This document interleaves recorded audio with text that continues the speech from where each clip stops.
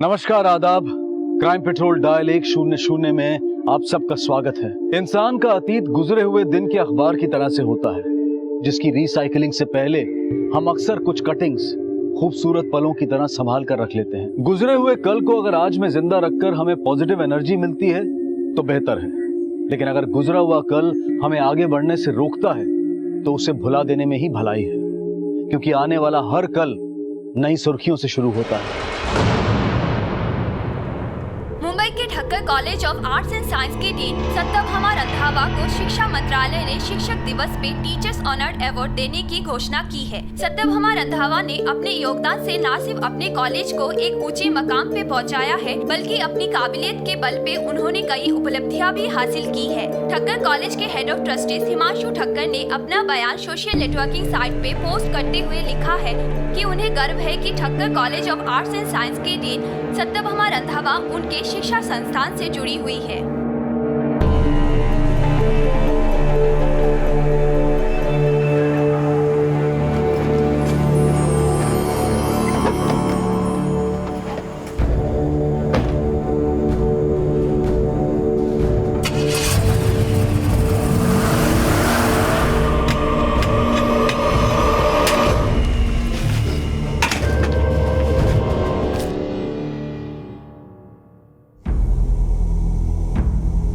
तो आपका कहना है कि आपके कॉलेज की डीन सत्यभामा रंधावा पिछले 4 दिन से कॉलेज नहीं है, उसका फोन भी बंद है और वो अपने घर पर भी नहीं। जी सर, कल एजुकेशन मिनिस्ट्री उन्हें अवार्ड देने वाली थी, लेकिन वो अवार्ड फंक्शन में भी नहीं आई, तो हमने सोचा कि आपको इन्फॉर्म कर देना चाहिए, क्योंकि कोई ऐसे मौके पर एब्सेंट कैसे हो सकता है। उनकी फैमिली कहाँ है? सर, सत्यभामा डिवोर्सी है और उनकी एक बेटी है रूही, हमारी कॉलेज में पढ़ती है। पापा, मैं यहाँ अकेले नहीं रुकने वाली। या तो आप मेरे साथ मुंबई में रहो या फिर मुझे अपने साथ पुणे ले चलो। बेटा, मैं यहाँ कैसे रह सकता हूँ? अब वैसे भी एक इम्पोर्टेंट बिजनेस डील के लिए मुझे दिल्ली जाना है।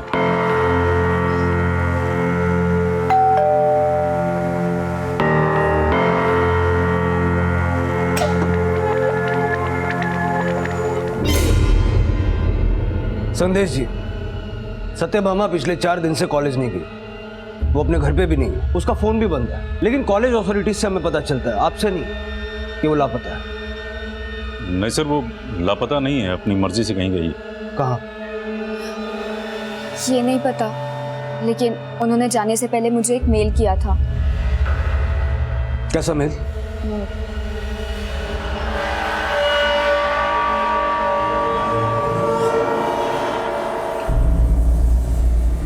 रूही, ये मेरी जिंदगी की सबसे बड़ी हार है कि मैं एक अच्छी माँ नहीं बन पाई।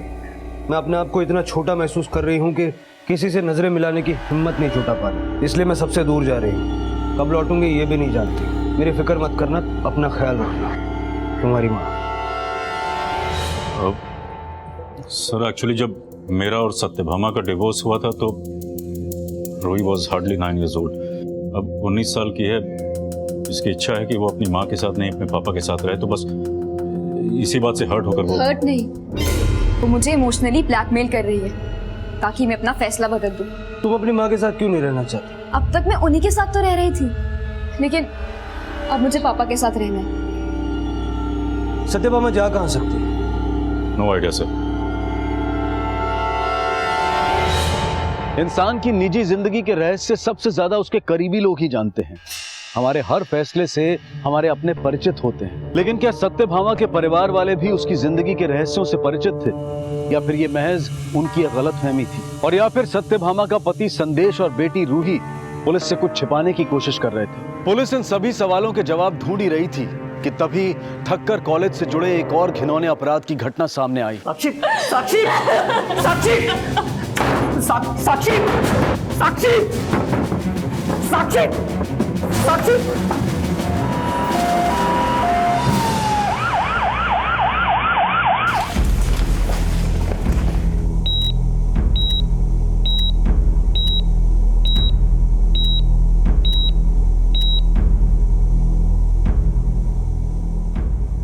उस पेशेंट की सारी डिटेल्स निकाल के देना। सर, आत्महत्या की कोशिश करने वाली लेडी का नाम साक्षी त्रिवेदी, वो ठक्कर कॉलेज में असिस्टेंट प्रोफेसर। कांदिवली में अपने मंगेतर आकाश दीक्षित के साथ रहती है, वो भी उसी कॉलेज का प्रोफेसर है। सर मैंने साक्षी को रोकने की बहुत कोशिश की, लेकिन उसने, ऐसा क्या हुआ जो उसने ऐसा कदम उठाया? सर किसी ने साक्षी का एक MMS अपलोड कर दिया। जिसने भी ये वीडियो बनाया है, उसने डेलिबरेटली अपनी शक्ल छुपाई है ताकि उसे कोई पहचान ना सके। तो लगता है जब ये वीडियो बना साक्षी अपने होश में नहीं थी। IT एक्सपर्ट से कांटेक्ट करो, पता करो ये वीडियो किसने, कहां से और कब अपलोड किया है, सारी डिटेल्स निकालो। जी सर। अच्छा प्रभु, ये साक्षी और आकाश उसी कॉलेज के प्रोफेसर है ना जिस कॉलेज की डीन को एजुकेशन मिनिस्ट्री अवार्ड देने वाली थी? जी सर, मैंने उस केस का भी फॉलोअप किया है। तो ये सत्यभामा ना ही अपने घर लौटी है और ना ही उसने अपने घर वालों से कांटेक्ट किया है। पता करो ये वीडियो बनाया कहाँ गया।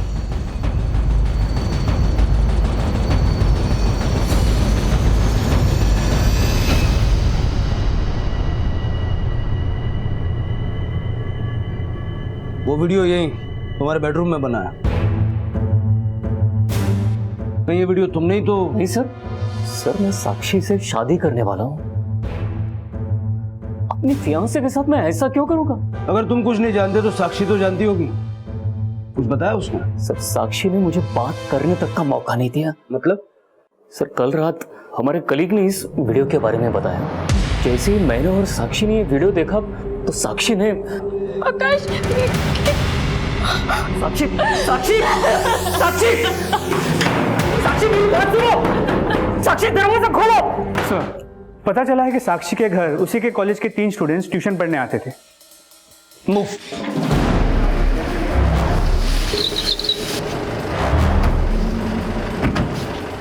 बुरा मत देखो, बुरा मत बोलो, बुरा मत सुनो।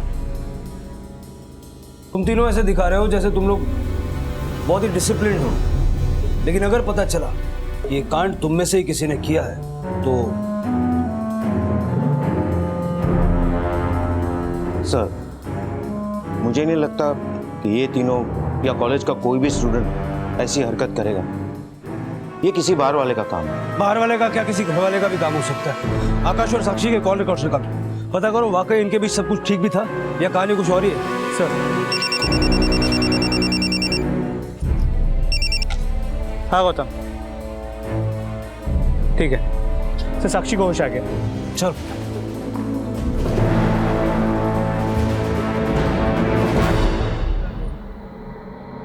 नहीं सर, आकाश ऐसा नहीं कर सकता, मुझसे बहुत प्यार करता है। तो फिर ऐसा कौन हो सकता है जो तुम्हारे ही घर में तुम्हारा वीडियो बना दे और तुम्हें पता ही ना चले? हमें पता चला है कि कुछ मेल स्टूडेंट्स तुम्हारे पास ट्यूशन पढ़ने आते हैं, कहीं ये काम उनमें से किसी का? सर मुझे कुछ नहीं पता, और आप प्लीज इस वीडियो के बारे में किसी से कोई बात मत करिए। इट्स अ रिक्वेस्ट सर, मेरी बहुत बदनामी हो रही है सर।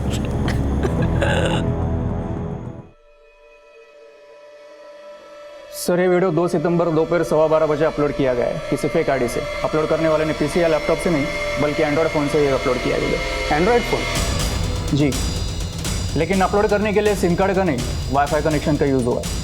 अपलोड कहाँ से हुआ है?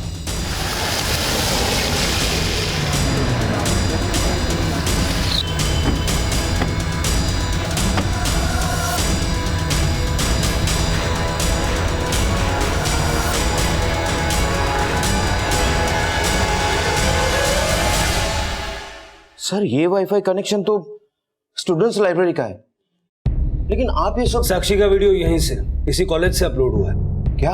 लाइब्रेरी में CCTV कैमरास हैं? जी सर। मुझे अब भी सारा फुटेज देखना है। जी।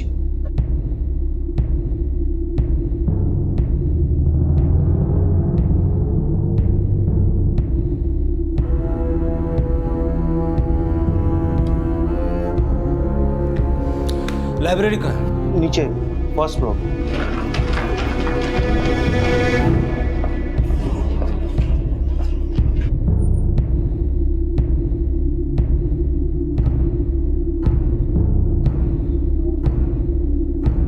देखते हैं नेटवर्क कहां तक पकड़ता है।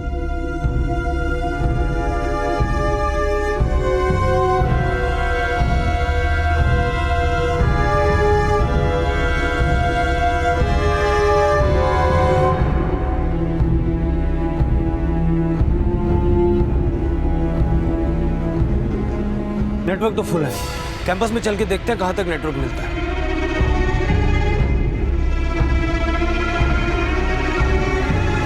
यहाँ तक नेटवर्क मिल रहा है और ये जगह भी बड़ी सुनसान। किसी ने बड़ी चालाकी से यहीं खड़े रहकर वाईफाई नेटवर्क यूज किया ताकि वो सीसीटीवी में भी ना दिखे। सर मैं 2 सितंबर को एब्सेंट था सर आप कॉलेज में किसी से भी पूछ सकते हैं। यही तो तेरी चालाकी है। तू 2 सितंबर को कॉलेज में आया था लेकिन क्लास अटेंड नहीं की और अपने टीचर का वीडियो अपलोड किया। नहीं सर मैंने कोई वीडियो अपलोड नहीं किया। नहीं सर, मैं सच बोल रहा हूँ, आप मेरा विश्वास कीजिए। मैंने वो वीडियो नहीं बनाया और ना ही उसे अपलोड किया। ऐसे साइट्स पे तो मैं लॉगिन भी नहीं करता। इनफैक्ट मुझे तो ये भी नहीं पता कि वीडियो अपलोड करते कैसे। अच्छा सर सच बोल रहा हूँ सर। सर जिस IMEI नंबर के फ़ोन से वीडियो अपलोड किया गया था वो साक्षी के घर पढ़ने आने वाले तीनों स्टूडेंट्स और आकाश के फ्रेंड अंकित किसी के फ़ोन से मैच नहीं करता। पता लगा ये IMEI कोड वाला फोन कौन से मोबाइल स्टोर से खरीदा गया। अब तक पुलिस के सामने 2 अलग अलग घटनाएं आई थी। पहली, सत्यभामा का अचानक लापता हो जाना और ऐसा लगना कि जैसे वो खुद अपना घर छोड़कर गई हो, और दूसरी साक्षी के आपत्तिजनक MMS का वायरल होना। वैसे तो इन दोनों केसेस के बीच में कोई लिंक नहीं था सिवाय कॉलेज के, लेकिन जैसे ही पुलिस ने इस वायरल वीडियो की छानबीन को आगे बढ़ाया तो इस केस के तार सत्यभामा से भी जुड़ने लगे। सर ये साक्षी त्रिवेदी ओरिजिनली अहमदाबाद से 1 साल पहले इसने कॉलेज ज्वाइन किया और करीब 3 महीने पहले इसकी सगाई हुई आकाश दीक्षित के साथ, और उसके बाद ये आकाश के साथ उसी के फ्लैट में रहती है, लेकिन दोनों के बीच कोई झगड़े या अनबन की कोई खबर नहीं है। आकाश और साक्षी के कॉल रिकॉर्ड्स में कुछ सस्पिशियस निकला। सर हमने आकाश के कॉल रिकॉर्ड्स को चेक किया तो पता चला कि उसके और उसके कॉलेज की डीन सत्यभामा के बीच अक्सर बातें हुआ करती और करीब 3 महीने पहले तक उनकी मोबाइल की लोकेशन अक्सर सत्यभामा के घर की ही हुआ करती थी। सर एक बात और पता चली, सत्यभामा की बेटी रूही भी 2 महीने पहले तक रुपेश, मानव और प्रतीक के साथ साक्षी के घर ट्यूशन पढ़ने जाती थी। प्रभु ऐसा करो, इस सत्यभामा, उसकी बेटी रूही और उसके एक्स हस्बैंड संदेश के कॉल रिकॉर्ड्स में निकलवाओ। पुलिस अब ये पता लगाने में जुट गई कि साक्षी के वायरल वीडियो का केस कहीं सत्यभामा के अचानक गायब हो जाने से तो नहीं जुड़ा, और सत्यभामा की कॉल डिटेल में कुछ नए समीकरण सामने आए। सर सत्यभामा की फोन लोकेशन के मुताबिक 2 सितंबर को सुबह 9 बजे से शाम 5 बजे तक वो कॉलेज में थी। फिर शाम को 6 बजे से 10 बजे तक वो घर में थी। 10 बजे वो अपने घर से निकली और 10:30 बजे घोड़बंदर रोड पहुंची। घोड़बंदर रोड? जी सर। और उसके 1 घंटे 20 मिनट बाद 11:50 से सुबह 6 बजे तक उसकी मोबाइल की लोकेशन वडोदरा की तरफ मूव कर रही थी। 6 बजे वडोदरा पहुंची और उसका मोबाइल स्विच ऑफ हो गया, जो अब तक बंद है। 1 घंटा 20 मिनट घोड़बंदर रोड में, वहां किससे मिलने गई हो? सर 2 सितंबर को संदेश की फोन की लोकेशन घोड़बंदर रोड की ही थी और रात 10:30 बजे तक रूही का फोन भी उसी एरिया में एक्टिव था, जिसके बाद उसका फोन स्विच ऑफ हो गया। और अगले दिन रात 8 बजे जब उसका फोन स्विच ऑन हुआ, वो अपने पिता संदेश के साथ पुणे में थी। सत्यभामा ने रूही को मेल किया था 2 सितंबर रात 11:45 को, यानी कि वडोदरा जाने से ठीक 5 मिनट पहले। सर उसी रात सत्यभामा ने रात 10 और 10:30 के बीच रूही को 3 वॉइस मैसेज भी भेजे थे। मैं उनका फ़ोन रिसीव करती तो वो मुझे घर बुला लेती, इसलिए मैंने फ़ोन ऑफ कर दिया। आप तब रूही के साथ थे? जी, वो एक्चुअली मैं 1 सितंबर को पूना से मुंबई आ गया था। मैं पूना में ही रहता। रुके कहाँ थे? Hotel Blue Star, Ghodbunder Road, Thane. Satyabhama के फोन की लास्ट लोकेशन उस रात की घोड़बंदर रोड की है। लेकिन सर सत्यभामा हमारे साथ नहीं थी, और वैसे भी मैं और रूही उसी रात पूना वापस चले गए। माना कि रूही सत्यभामा से बात नहीं करना चाहती, लेकिन आप तो उससे बात करके उसको अश्योर कर सकते थे ना। फैक्ट ये है कि मैं सत्यभामा से बहुत कम बात करता हूँ, और जब वो गुस्से में होती है तब तो बिल्कुल भी नहीं। आपको कैसे पता वो गुस्से में थी? क्योंकि मैं हमेशा के लिए पापा के साथ पुणे जा रही थी, लेकिन वो ज़बरदस्ती मुझे रोकना चाहती थी। तुम कहीं नहीं जाओगी और तुम वही करोगी जो मैं तुम्हें कहूंगी। मैं आपके साथ नहीं, पापा के साथ रहूंगी, समझी आप? रूही, रूही रुको, रूही प्लीज बेटा, रूही। साहब मुझे नहीं पता कि मैडम और रूही में झगड़ा क्यों हुआ, लेकिन हाँ उस रात पहले रूही गई, फिर थोड़ी देर बाद मैडम भी चली गई। उस दिन बहुत गुस्से में लग रही थी साहब। वो हमेशा मुझ पे गुस्सा करती, ये मत करो, यहाँ मत जाओ, उससे मत मिलो। लेकिन अब मैं एक अडल्ट हूँ, मुझे अपने फैसले लेने का पूरा हक है।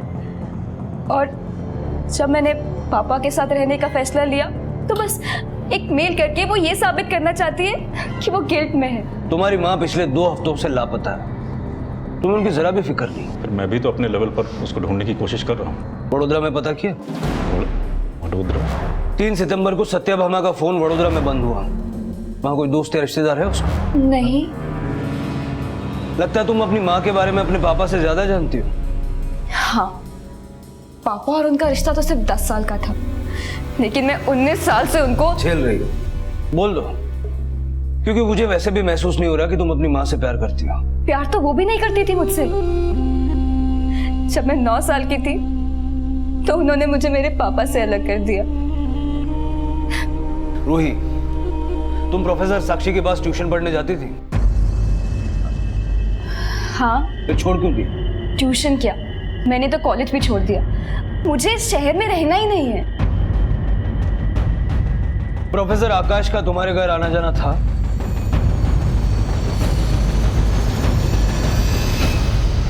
सर, सत्यभामा सिर्फ मेरा आतिथ्य थी, लेकिन अब मैं साक्षी से शादी करने वाला हूँ। शादी तो तुम सत्यभामा से भी करने वाले थे। एक वक्त था जब हम एक दूसरे से प्यार करते थे।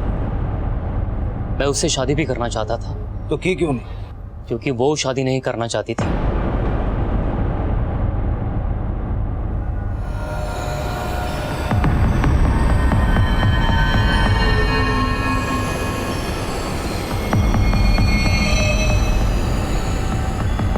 तुम किसी से भी मिलो, मुझे क्या प्रॉब्लम हो सकती है?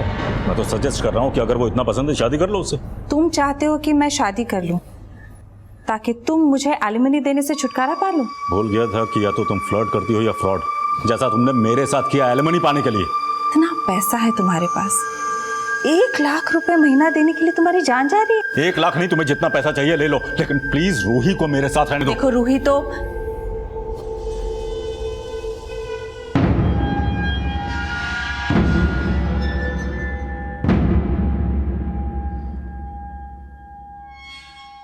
आकाश, प्लीज गलत मत समझो। कब शादी कर रही हो? तुम अभी भी मेरे प्यार पे शक कर रहे हो। मैं अब भी तुम्हें मौका दे रहा हूँ। बीवी बनाना चाहते हो ना तुम मुझे? ठीक है, बस थोड़ा वक्त दे दो। मैंने उसे बहुत वक्त दिया सर, लेकिन एक दिन उसने खुद मुझे उस रिश्ते से आज़ाद कर दिया। मुझे नहीं लगता कि रूही हमारे इस रिश्ते को समझ पाएगी। क्यों नहीं समझ पाएगी? मैं रूही से बात करता हूँ। नहीं आकाश, तुम रूही से इस बारे में कोई बात नहीं करोगे। मतलब तुम मुझसे शादी नहीं करोगी? तुम क्यों नहीं समझ रहे हो इस बात को? अगर हम दोनों ने शादी कर ली तो मैं रूही को खो दूंगी। सर, मुझे लगा कि मैं उस रिश्ते में फंसता जा रहा हूँ, और एक दिन साक्षी मेरी जिंदगी में आई। लेकिन सत्यभामा से तुम्हारा मिलना जुलना तो अभी तक बरकरार था। सर, हम लोग दोस्त थे और हमेशा रहेंगे।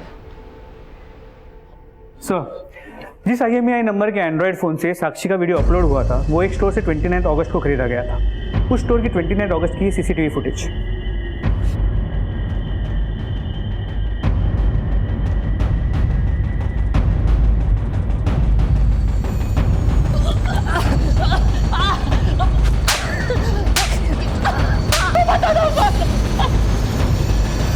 सर, मानता हूँ कि वो वीडियो मैंने अपलोड किया था, लेकिन सच कहता हूँ सर, वो वीडियो मैंने नहीं बनाया सर। वो वीडियो रुपेश ने बनाया था। मैंने तो बस उस वीडियो को मॉडिफाई किया था सर।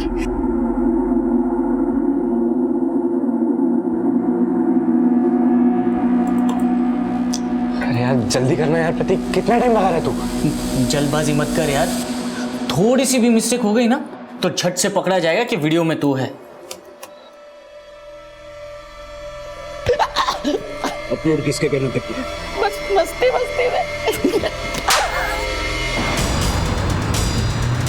ठीक है, रुपेश का एड्रेस SMS का।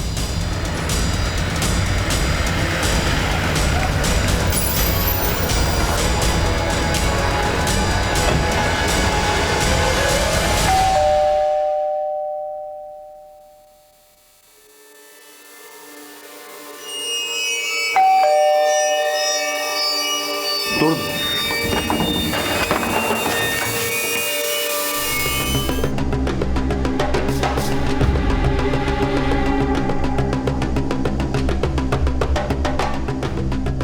त्याला बरोबर चेक कर, नंतर रूम्स पण चेक कर. सर सुसाइड नोट रुपेश के पॉकेट से मिला है. Sorry Sakshi ma'am, sorry Ruhi, sorry Satyabhama ma'am.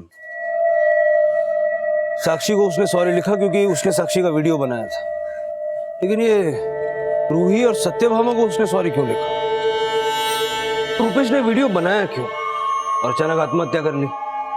कहीं ऐसा तो नहीं है कि ये मर्डर है जिसको आत्महत्या की शक्ल दी जा रही है? सर मैंने प्रतीक से फिर से पूछताछ की, लेकिन उसने वही बातें दोहराई जो उसने पहले कबूल की. प्रभु, इस केस में काफी कुछ बार बार दोहराना पड़ेगा. पहले सत्यभामा का अचानक शहर छोड़ देना, साक्षी का वीडियो वायरल होना, इन तीनों केसेस का आपस में कोई ना कोई कनेक्शन जरूर है. ये रुपेश भी घोड़बंदर में ही रहता ना? जी सर. कहीं ऐसा तो नहीं कि सत्यभामा उस रात रुपेश से मिलने गई, संदेश से नहीं? रुपेश के सुसाइड के नोट में साक्षी के अलावा रूही और सत्यभामा को भी सॉरी लिखा गया था. ऐसा करो, इस रुपेश के पुराने एग्जाम के नोट्स निकलवाओ, इस सुसाइड नोट के साथ उसके हैंडराइटिंग मैच करवाओ और रुपेश के कॉल रिकॉर्ड्स रूही और सत्यभामा के कॉल रिकॉर्ड्स के साथ क्रॉस वेरीफाई करो. सर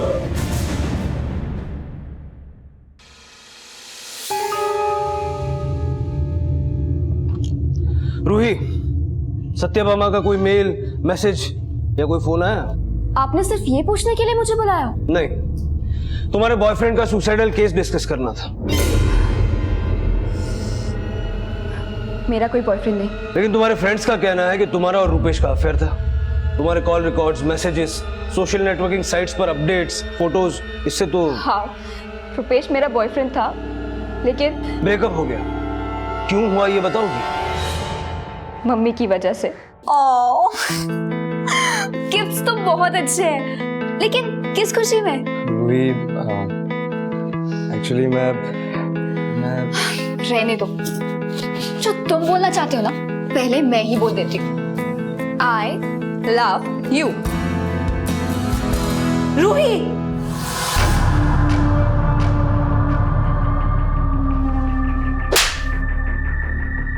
मम्मी ने रुपेश को मारा ही नहीं, उसे रस्टिकेट करने की धमकी दी. अगर मैं रुपेश से ब्रेकअप नहीं करती तो वो उसका करियर बर्बाद कर देती. रूही, तुम जानती हो तुम्हारी साक्षी मैम के साथ वीडियो में जो लड़का था रुपेश ही था. वीडियो भी उसी ने रिकॉर्ड किया. नहीं सर, रुपेश ऐसा नहीं कर सकता. आपको जरूर कोई गलतफहमी हुई है. रूही, तुम सचमुच कुछ नहीं जानती या ना जानने का दिखावा कर रही हो? मैं कोई दिखावा नहीं कर रही. 2 महीने पहले तुमने ट्यूशन छोड़ा, रुपेश से मिलना भी उससे पहले बंद किया होगा, लेकिन उसके बाद भी सत्यभामा अक्सर रुपेश को फोन करती थी. कहीं ऐसा तो नहीं कि? मुझे नहीं पता वो रुपेश को क्यों फोन करती थी. जब वो आए तब उनसे पूछ लेना. सर, संदेश ने 1 सितंबर को घोड़बंदर रोड के ब्लू स्टार होटल में दोपहर के 2 बजे चेक इन किया. वो 2 सितंबर की रात 10 बजे चेकआउट किया, लेकिन ना रूही उस होटल में गई ना सत्यभामा. प्रभु, कहीं ऐसा तो नहीं कि रूही उस रात पुणे जाने से पहले रुपेश के घर गई हो और रूही और सत्यभामा की झगड़े की वजह संदेश नहीं रुपेश हो? संदेश, रूही और सत्यभामा की मेड कमली, इन तीनों पे नजर रखो. मुझे लगता है इन तीनों ने गलत बयानी की है. और 2 सितंबर की रात को मुंबई से वडोदरा तक के हर टोल नाके का फुटेज मंगवाओ. चेक करो कि सत्यभामा वाकई वडोदरा गई थी या सिर्फ उसके फोन को ट्रैवल करवाया गया. सर,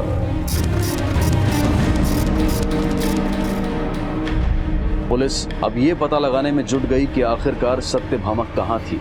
पुलिस हर एंगल से इस केस को इन्वेस्टिगेट कर रही थी और जल्द ही सत्यभामा से जुड़ा एक क्लू उनके हाथ लगा.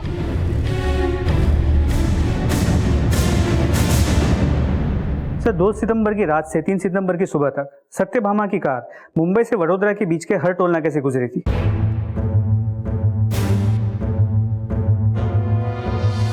गाड़ी तो सत्यभामा की है, लेकिन चेहरा ठीक से दिखाई नहीं दे रहा. इस गाड़ी ने वडोदरा के आगे कोई टोल नाका क्रॉस किया? नहीं सर. सर, पता चला कि सत्यभामा की मेड कमली ने 3 दिन पहले श्रीहरि ज्वेलर्स से 2.5 लाख की ज्वेलरी खरीदी थी. सर, मैं सच बोल रही हूँ. वो पैसा मैंने पाई पाई करके जोड़ा है. मैं चोर नहीं हूँ साहब, मैंने कोई चोरी नहीं की. रूही ने तुम्हारे नाम की चोरी की शिकायत दर्ज की है. क्या? संदेश का भी यही मानना है. वो सारे लोग झूठे हैं साहब. उन लोगों ने तो मुझे खुद 3 लाख रुपए दिए हैं कि मैं आपसे कुछ भी सच ना बताऊं. कौन सी सच्चाई?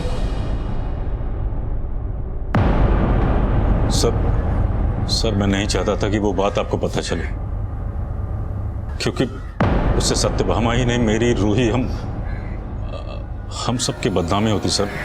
बस इसीलिए पैसे दिए थे कमली को चुप रहने के लिए। चुप रहने का कोई फायदा नहीं, कमली हमें सब बता चुकी है।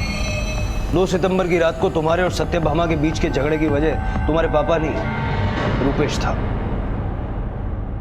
आप इतना गिर गई, रुपेश को मजबूर करके आपने उससे इतना घिनौना काम करवाया। रुपेश तुम्हें मेरे खिलाफ भड़का रहा है, वो लड़का सही नहीं है, इसलिए मैंने तुम्हें उससे दूर करवाया था। बुरी आप हैं, इतनी बुरी कि मुझे आपसे बात करते हुए घिन आ रही है।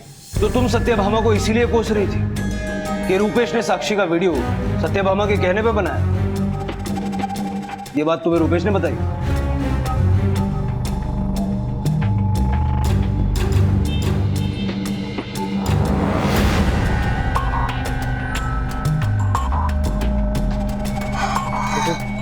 देखो प्लीज मुझे तुम गलत मत समझना, तुम्हारी मॉम नहीं कहा था मुझे ये सब कुछ करने के लिए। मैंने जानबूझकर नहीं किया रूही। फिर रुपेश ने मुझे बताया मम्मी ने उसे ये वीडियो बनाने के लिए कैसे चीट किया।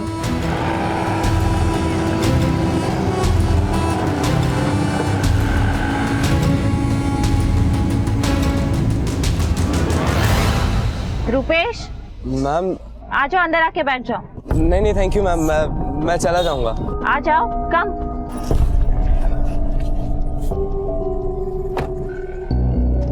तो तुम रूही से सच्ची में प्यार करते हो या ऐसे ही फ्लर्ट कर रहे थे? नहीं मैम, मैं रूही से सच में। साबित कैसे करोगे? मैं कुछ समझा नहीं आप क्या कह रही हैं। मैं तुम्हें एक मौका देती हूँ, तुम अगर रूही के साथ ये रिलेशनशिप कंटिन्यू करना चाहते हो तो तुम्हें मेरा एक काम करना होगा। काम करना होगा? रुपेश मम्मी की बातों में आ गया था। प्रतीक और मानव टाइम से पहले चले जाते हैं और तुम्हें 1 घंटा भी कम पड़ता है। लगता है फीस बढ़ानी पड़ेगी तुम्हारी। कॉफी पियो।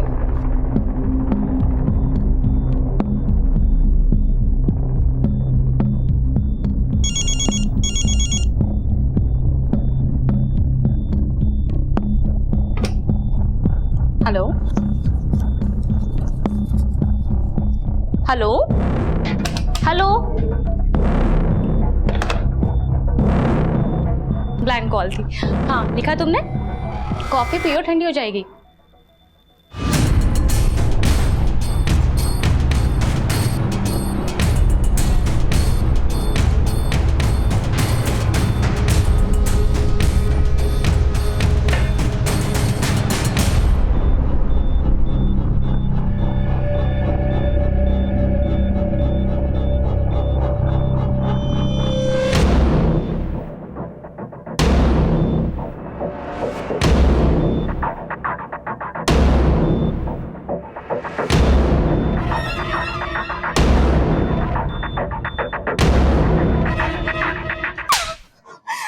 मम्मी ने कहा और तुमने मान लिया, और तुम्हें लगता है ये सब करने के लिए मैं तुम्हें प्रेज करूंगी?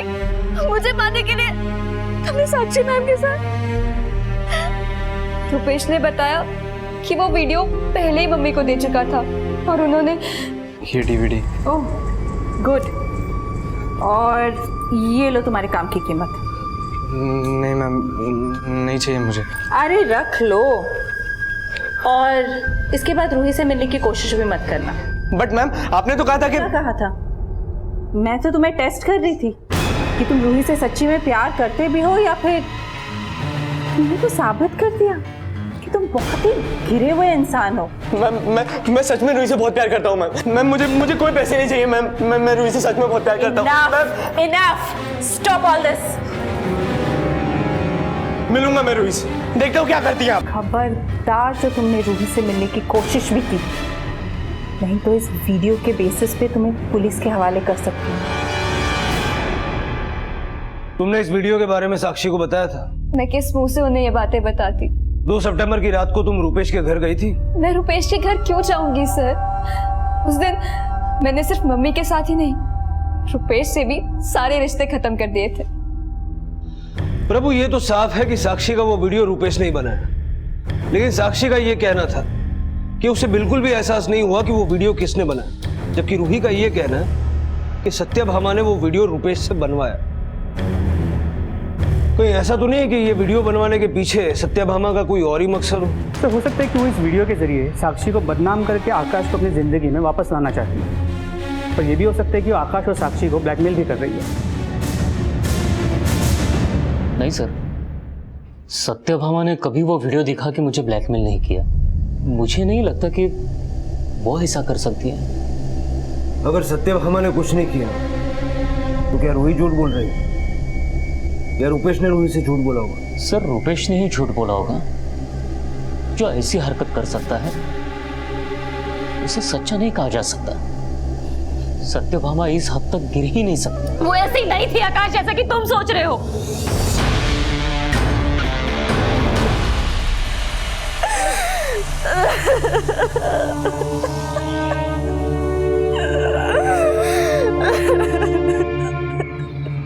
ये वीडियो सत्यभामा ने मुझे दिखाया था।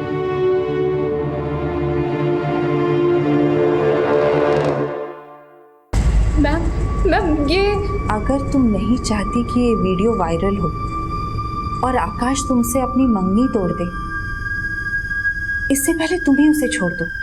नहीं तो ना आकाश तुम्हारा रहेगा और ना ही तुम्हारी इज्जत। मैम प्लीज ऐसा मत कीजिए मैम, प्लीज मैम, ये वीडियो मैम प्लीज। आकाश सिर्फ मेरा है और मैं तुम्हें हम दोनों के बीच नहीं आने दूंगी। वो वीडियो देखते ही मैं समझ गई थी कि रुपेश ने मेरे साथ।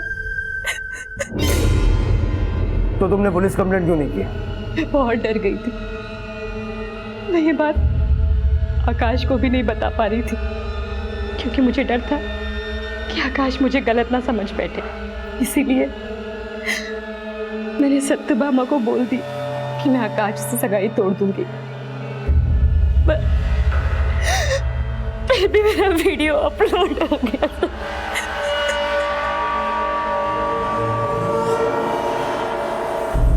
तो साक्षी के बयान से ये तो साफ है कि सत्यभामा इस वीडियो के जरिए आकाश को अपनी ज़िंदगी में वापस लाना चाहती थी। लेकिन प्रतीक ने इस वीडियो को 2 सितंबर को ही अपलोड कर दिया। जब सत्यभामा को पता चला तो वो घबरा गई कि कहीं वो फंस ना जाए, इसीलिए शायद शहर छोड़ के भाग गई। लेकिन 2 सितंबर की रात को वो घोड़बंदर रोड पर करीब 1.5 घंटा रुकी थी। क्यों और किसके साथ? तो मुझे तो लगता है वो तब रुपेश के ही घर गई होगी अपना गुस्सा निकालने कि उसने रूही को सारी सच्चाई क्यों बताई। क्या उसे ये भी लग सकता है कि रुपेश ने ये वीडियो अपलोड किया हो उससे बदला लेने के लिए? हाँ प्रभु, लेकिन गुस्सा निकालने के लिए 1.5 घंटा? हाँ गौतम बोलो। ओके सर, सत्यभामा की कार वडोदरा के एक पार्किंग लॉट में मिली है।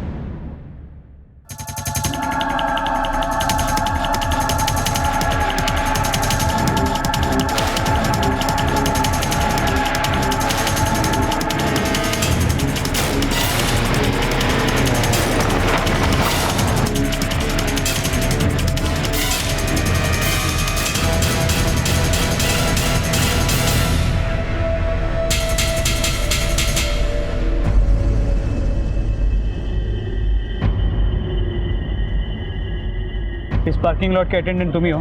जी सर। ये गाड़ियों की रिकॉर्ड्स कैसे मेंटेन करते हो? सर हम सब ये रजिस्टर में लिख लेते गाड़ी कब आती है कब जाती है। ये गाड़ी का रिकॉर्ड बताओ। सर ये गाड़ी 3 सितंबर सुबह 6 बजे आई थी और सर इसे कोई लेने भी नहीं आया अब तक। किसी औरत ने पार्क की थी ये गाड़ी?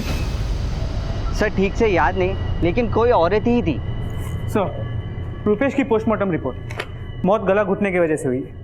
बॉडी पे कहीं भी खरोच या मारपीट के कोई निशान नहीं थे। प्रभु अगर ये सुसाइड है तो रुपेश के सुसाइड नोट में साक्षी और रूही को सॉरी बोलना तो समझ में आता है, लेकिन उसने सत्यभामा को सॉरी क्यों लिखा? रूही के बयान के मुताबिक सत्यभामा ने हमेशा रुपेश के साथ गलत किया, फिर उसने सत्यभामा को सॉरी क्यों लिखा? नहीं ऐसा तो नहीं कि उसी ने सत्यभामा के साथ? तुरंत फॉरेंसिक टीम को रुपेश के घर पे बुलाओ। सर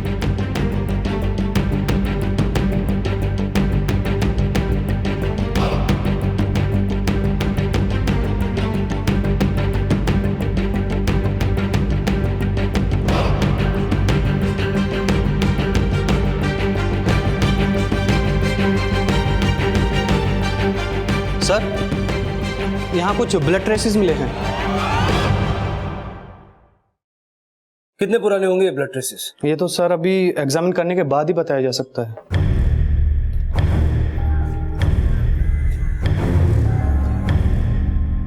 सर जो ब्लड ट्रेसेस रुपेश के घर से मिले थे वो रुपेश के ब्लड से मैच नहीं करते। लेकिन मैंने सत्यभामा के हेल्थ सर्टिफिकेट को चेक किया तो पता चला कि वो ब्लड ट्रेसेस सत्यभामा के ब्लड ग्रुप से मैच करते हैं। कितने पुराने blood traces? Sir exact date तो बताया नहीं जा सकता, लेकिन फोरेंसिक टीम के मुताबिक करीब 20 से 25 दिन पहले इस ब्लड को साफ किया गया है।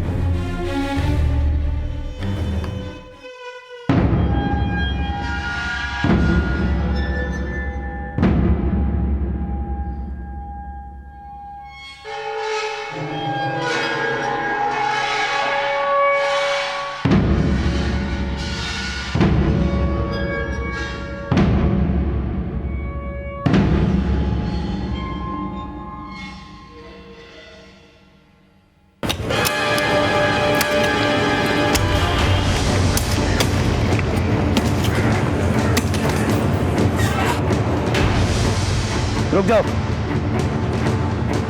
प्रभु। सर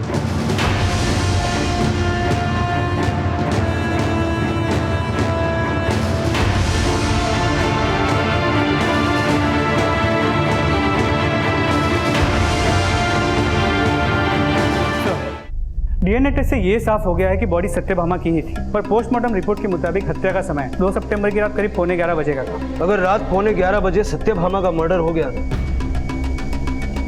तो फिर ये कौन है जो रात 11:15 से सुबह 6 बजे तक मुंबई से वडोदरा सत्यभामा की गाड़ी और फोन लेकर पहुंची? नहीं, मैंने किसी का मर्डर नहीं किया। तुमने सिर्फ सत्यभामा का ही मर्डर नहीं किया, अपने पापा के साथ मिलकर रूपेश को भी फांसी लटका दिया, क्योंकि वीडियो अपलोड होने के बाद अगर रूपेश पकड़ा जाता तो तुम्हारे सत्यभामा के मर्डर की कहानी भी सामने आ जाती। सर आप बेकार में शक कर रहे हैं, हमने ऐसा कुछ नहीं किया। इस केस में पुलिस की थ्योरी बार बार बदल रही थी और क्राइम इतनी प्लानिंग के साथ किया गया था कि अपराधी के खिलाफ सबूत जुटाने में पुलिस को खासी दिक्कत का सामना करना पड़ रहा था।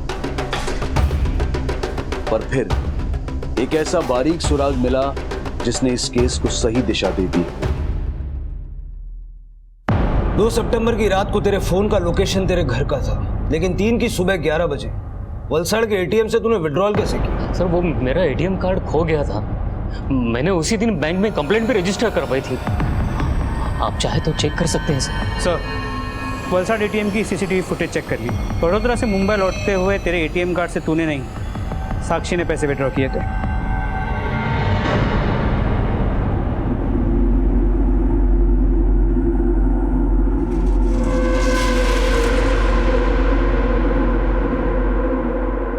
सत्यभामा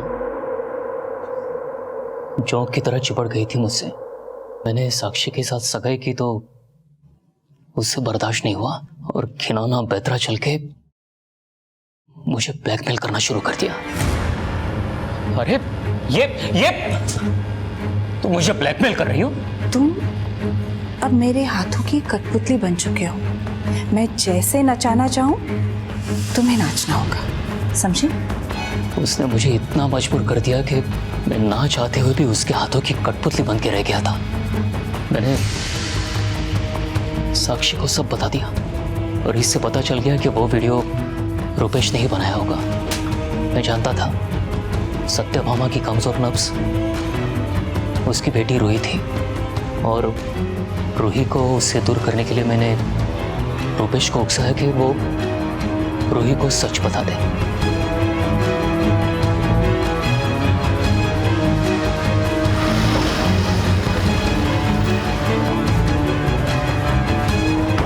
मैं जानता था सत्यभामा अपना गुस्सा रूपेश पे उतारने जरूर आएगी। तुम्हारी हिम्मत कैसी हुई रूही को सब कुछ बताने की? हाँ?